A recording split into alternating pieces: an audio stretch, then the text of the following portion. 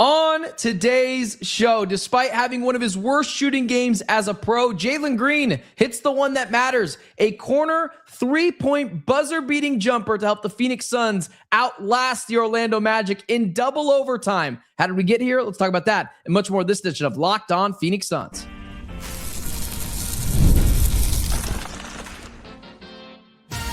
You are Locked On Suns, your daily Phoenix Suns podcast. Part of the Locked On Podcast Network, your team every day. What is up? Welcome back into a winning edition of Locked On Phoenix Suns. My name is Benjamin Garcia, host of the Ben Garcia Show, Monday, Wednesdays, and Fridays at 8 a.m., where we talk all things Arizona sports, not just the Phoenix Suns, plus a credentialed Phoenix Suns media member covering your Phoenix Suns 365 days out of the calendar year for the number one sports podcast network on the planet, the Locked On Podcast Network. Wherever you might be listening, consuming, watching Locked On Phoenix Suns. Appreciate you making myself and this show a part of your day. But remember, Locked On Phoenix Suns is free and available on all platforms, including YouTube. So hit that follow or subscribe button to do what thousands of Suns fans have already done. Become it every day and get Locked On the Phoenix Suns right here each and every day. Today's episode is brought to you by 5 Hour Energy. Have your cake and drink it too. Birthday cake flavor is back. No fork needed. Vanilla-y, cakey flavor, caffeinated kick, and no sugar. It's a party time. Order now at 5hourenergy.com or Amazon. Ironically, ironically, you needed a 5 Hour Energy to get through that game. To be honest with you, one of the reasons why I did a show today is because, one, I'm obligated to do 5 shows a week for the Locked On Podcast Network. Not obligated. It's a privilege to do it. But I figured, I'll do the show tonight and, we'll skip a day next week. And, when it's a little deader, that wasn't the case. Game started at 3. I thought to myself, awesome. Game will be done at 5:30. We'll do the show at 6. Be done 6:30. It might be going till 7:30. That's how long this game lasted. If you were out hanging out on a Saturday night, you missed a not so thrilling game. What do I mean by that? Why do I say it's not so thrilling? The Suns won. Oh, because both teams couldn't hit water if they fell out of a boat. That's what kind of game it was offensively. Both teams, terrible.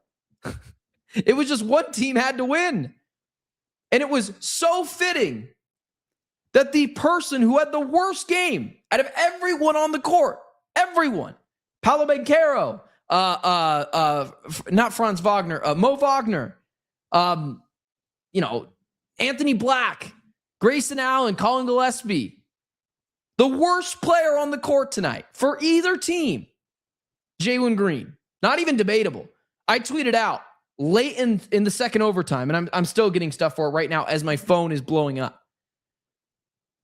I tweeted out 2 minutes left to go in overtime. Okay, Jordan Ott needs to bench Jalen Green. This is ridiculous. And the reason why it was so ridiculous is because he didn't understand he was hurting the team. He was actively hurting the Phoenix Suns. At that point in the game, he had made 4 shots on 24 attempts, 2 for 11 from 3. One of the Suns' problems in the first quarter, and this is when Dillon Brooks was still there, is the offense was stagnant. They had 4 total assists in the first quarter. 4. They had 20 in the whole game. We'll get to that in a second. But the Suns offensively were stagnant, and it was Jalen Green and Dillon Brooks' fault. They were just coming up, no swinging of the ball, no movement. Just jack up a shot, covered or not, contested or not. I tweeted out before this game, I'm actually anticipating Jalen Green to have a big game. And none of this, well, he hasn't been here long enough. He's had enough time. He's making $34 million a year. You don't get all the time in the world. At some point, you got to put your big boy pants on and start contributing. Had a week from the All-Star break to continue to get healthy. Started the other night. Started again tonight. At some point, I'm going to take the training wheels off, and I took them off tonight. I expected a big game with no Devin Booker. And then when Dillon Brooks went out, it's like, okay, Jalen, this is on you. And we'll get to the good stuff in just a second. The Suns won, but let's be honest, guys. They shot 34% from the field and 29% from 3. Not exactly numbers to write home about. You want someone to tell you that this was an amazing victory, go watch the other show. You know which ones those are. They ride the fan lane. That's okay. The Suns won, and they exercised some demons. And what do I mean by that? Well, they played a team that they would more than regularly have trouble with. Those longer, lengthier, rangier, twitchier, athletic teams like the Orlando Magic are. The only difference is the Magic can't hit water if they fell out of a boat. And so we'll get to the good from Jalen Green in just a second because it does matter. He did finish the game very, very, honestly, spectacularly. So I'll get to that in just a second. But I don't want to bury the lead here. You know, people are going after me on social media, which they probably should. I put an opinion out there and it ended up being wrong because ever since I tweeted out Jalen Green should be benched with 2 minutes left to go in the second overtime, he was awesome. So I looked wrong there. But he was actively costing the Suns the game. And this is where I'll be honest with you. It's why when I don't tweet out look at this awesome video of Jalen Green dunking on some fool in Houston, he's bringing that to Arizona. When I told you, no. Don't let the highlights fool you. Part of Jalen Green's problem is he goes to the basket without a purpose, where he attracted 2 defenders multiple times in this game. And instead of kicking it out to the open player, threw some you-know-what behind his head and missed or got blocked. Like, you got to be better there. You do have to be better there. And just, like, how have I said Jalen Green is going to... This is, like, remember when people got really hyped about Jalen Green having a good game against the Spurs? I don't think it was anything crazy. I mean, he had, 30 points on 23 shots. That's not exactly amazing. But he had a fine game against the San Antonio Spurs. But the reason why I didn't get crazy about it was because Jalen Green, I know he can get buckets when it doesn't really matter.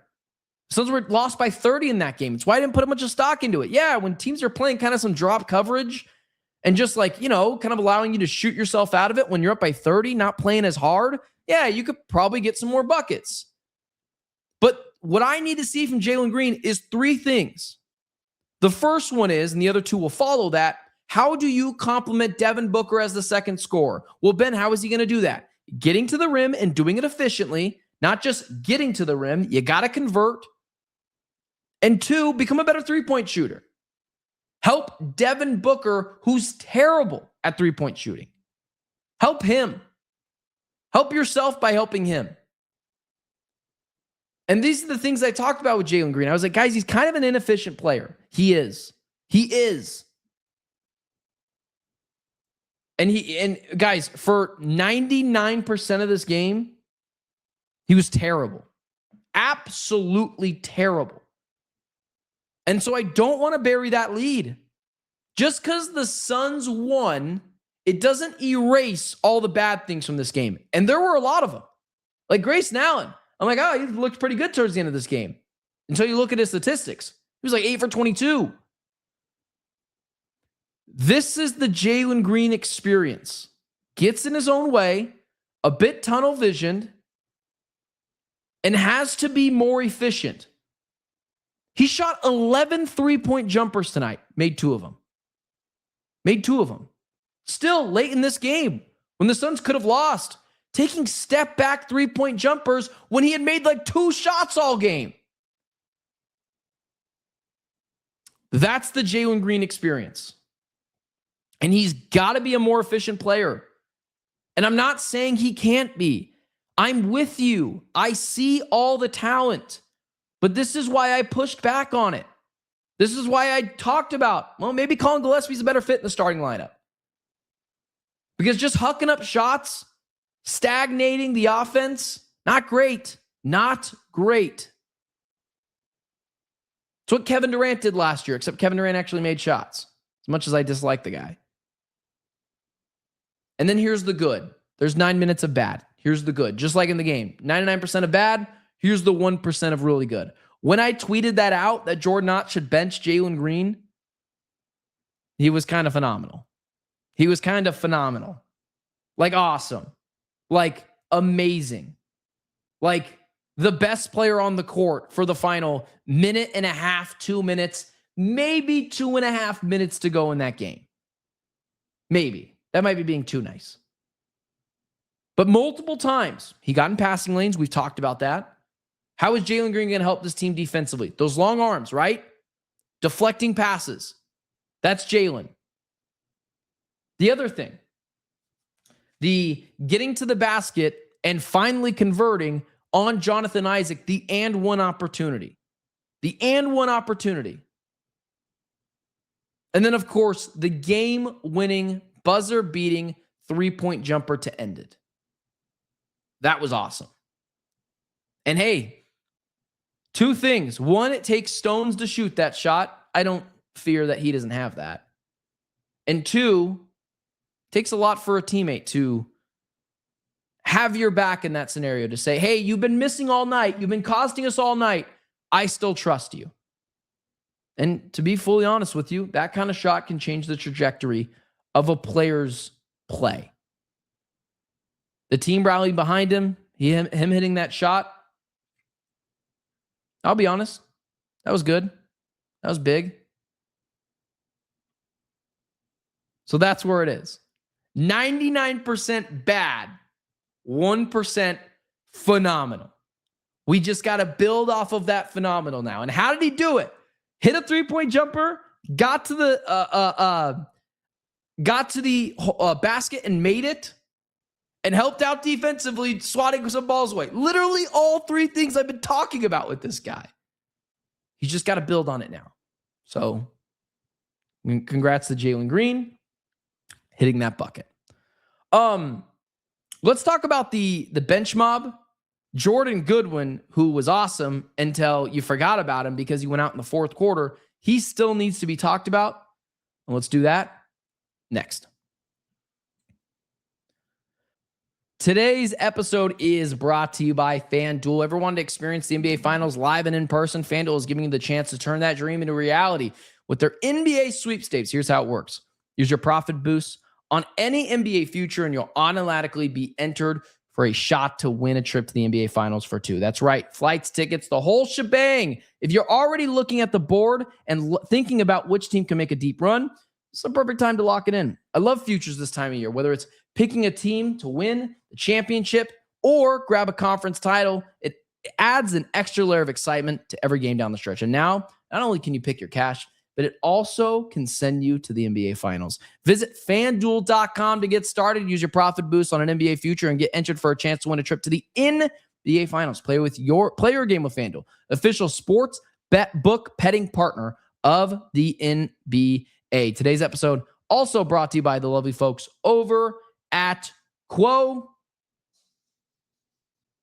New year, new systems. This is the time of year where we take a look at the messier parts of how we run our businesses and think there's got to be a better way. And there absolutely is. Streamlining your communication is one of the quickest upgrades you can make. That's why today's episode is brought to you by Quo, spelled Q-U-O, the smarter way to run your business transactions.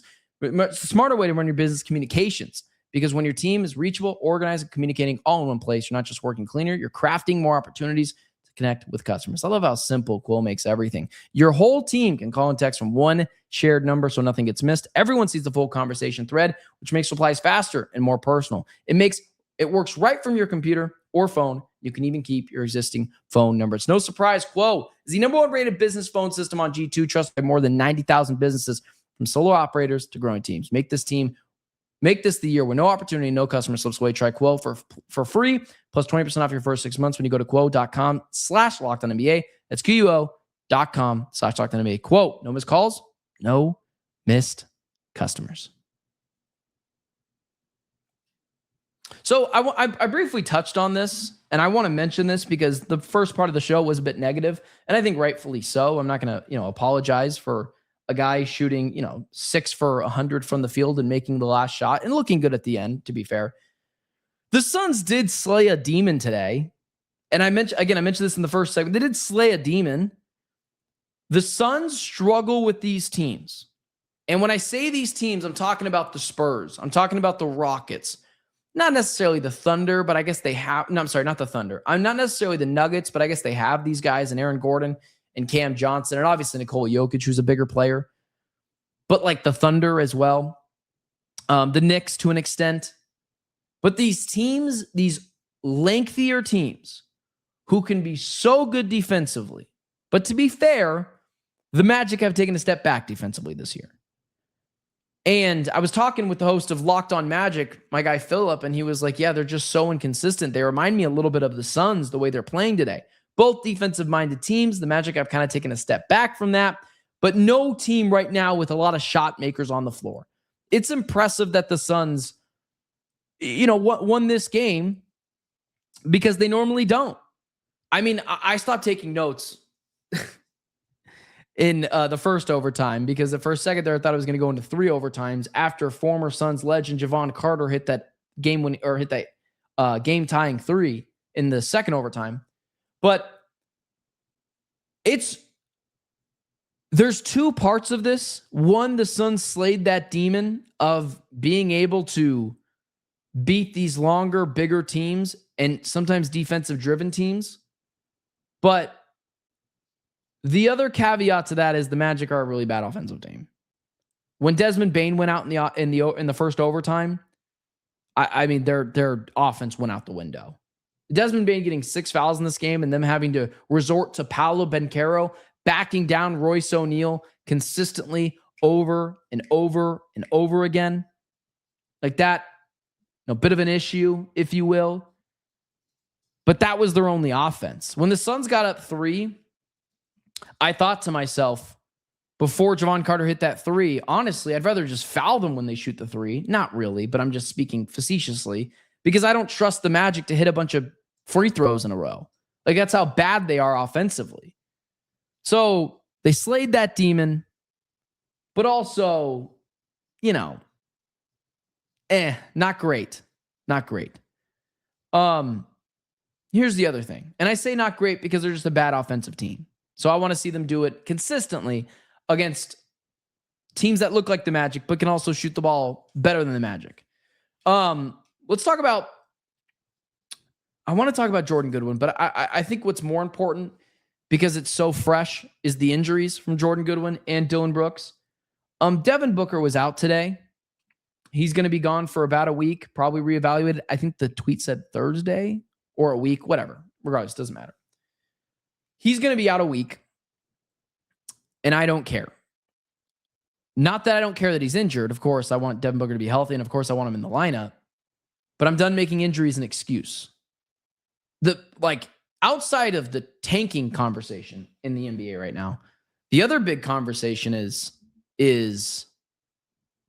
the injuries. There's been a lot of injuries this year, and the Suns aren't on their own with that.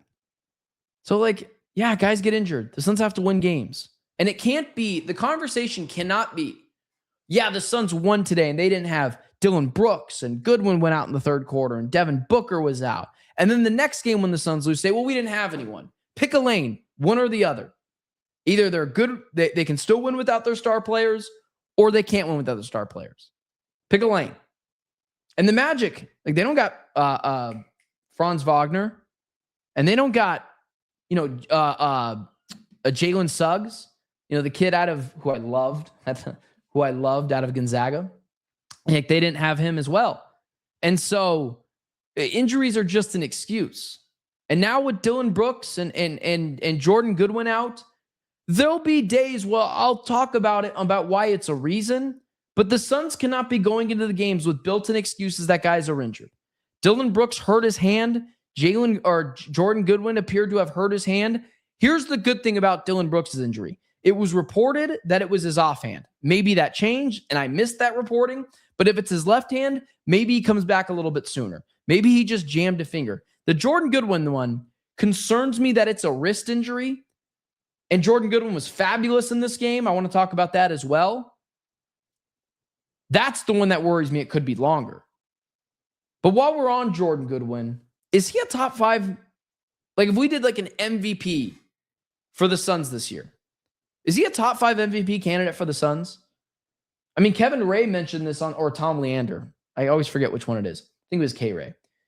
Mentioned it on the broadcast. But Jordan Goodwin should get some first team, second team, defensive player or defensive team of the year votes. That's how good he's been.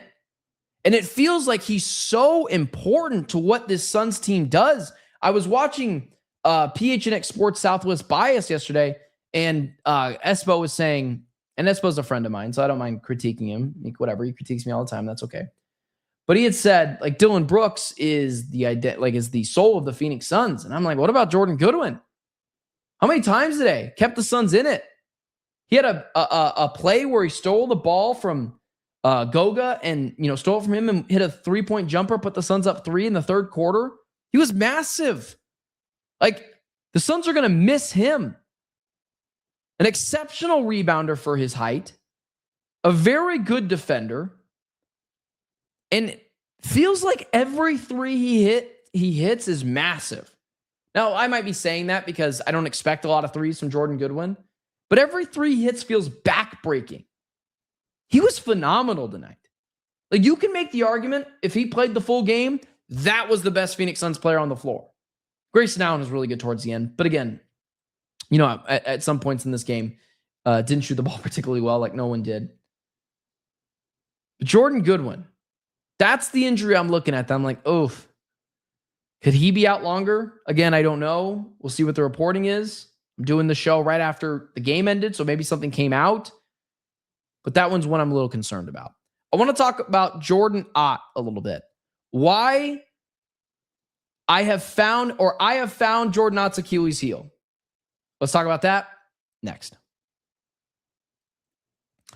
Today's episode is brought to you by the lovely folks over at 5 Hour Energy. Welcome to the 5 Hour Energy flavor draft with 18 different flavors to choose from, including new options like confetti craze, fruity rainbow, or cotton candy. There's something for everyone. The board is set. The flavors are ready. And I've got my number one pick for the 5 Hour Energy draft. I'm a cherry guy, man. The 5 Hour Energy cherry flavor. Oh, come on now. Like, what are we doing here? Bold cherry candy style flavor. Sweet with a light part of tart edge. Classic red fruit profile. Smooth and easy to recognize. Clean. Slightly tangy. And a slightly tangy finish. If I had to pick another one, I'm a big grape guy. But, that feels like some people don't like that one. What about cotton candy?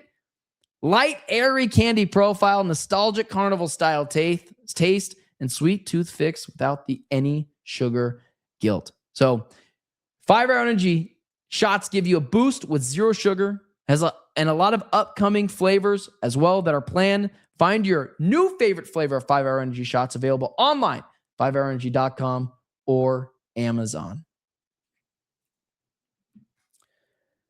Yeah, so I've found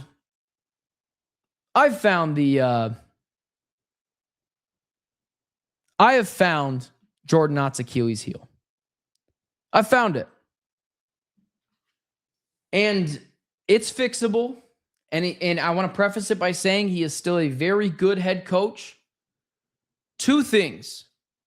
The first one is way more major than the second one. The first one is, and we can talk more about this game tomorrow because there's a lot to take from it. The first one is, he is not very good at getting buckets. Like, he is not very good at scheming up buckets late in games when the Suns absolutely need it. One of the things about Jordan Ott's offense, kind of similar to Mike Budenholzer, is he's a bit of a random style offensive mind.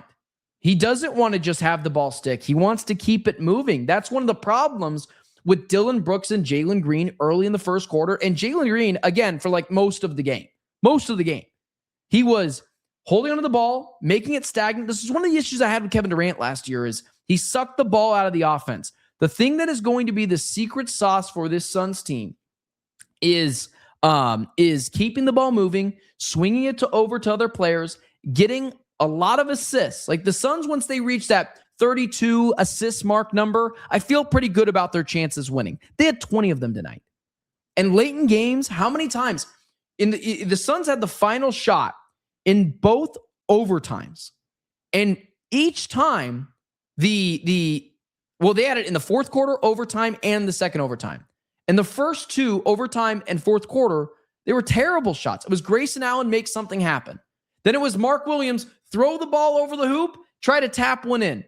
Jordan Ott has got to be better about scheming up buckets and getting an open, clean look for someone. The second overtime, final basket, before they threw it to Jalen Green, the plan was to throw the ball to Grayson Allen once again in that Utah Jazz setup from last year that has been reused and redone. And clearly they have schemed it up and they know exactly what you're going to run. So Jordan Ott's got to be a little bit more creative. And I know the random style offense on its own is a bit creative, but he on its own, especially late in games, has to be more creative. Because now this is multiple instances where, yes, it has worked before, but it has worked because Grayson Allen made a great play, or Devin Booker hit a 3-point jumper over Alex Caruso and the Oklahoma City Thunder. It wasn't because of Jordan Ott's brilliance. And in the playoffs, games are going to be tight. And Jordan Ott's got to be better about scheming up a play and making things easier for the players around him late in games. Now, as a whole in this game, I thought Jordan Ott was fine. I thought he was perfectly fine in this game, as my computer is about to die, so I need to plug it in. I thought he was fine. But I just think in that instance, you've got to make life easier for your players. And that Jalen Green jumper to end the game, like, that wasn't an easy shot. That was a turnaround, step back, 3-point, whodunit, Jalen Green bucket. Like, that was Jalen Green's excellence, not Jordan Ott's. The other thing, why are we subbing out Mark Williams for Oso Ighodaro? And just so we're clear, Oso was pretty good in this game. But we're subbing out Mark Williams without a purpose late in these games. He wanted to get Mark Williams in for the initial jump ball, I think in the first overtime, and he couldn't. And I'm like, yeah, man, because you benched him earlier. You either want to play Mark Williams late or you don't. And Mark Williams didn't have his first shot made of the night until the second half. He had 3 shots midway through the third quarter. I would bet you money. I would bet you money that Dillon Brooks and Jalen Green, or Dillon Brooks and Mark Williams, ended with the same amount of shot attempts, or Dillon Brooks eclipsed him in this. And when I look at it here, 7 shots. I was just wrong. Dillon Brooks had 7 shots in 7 minutes. Mark Williams had 10 shots in 28 minutes. So look at that. There's an instance where I was wrong.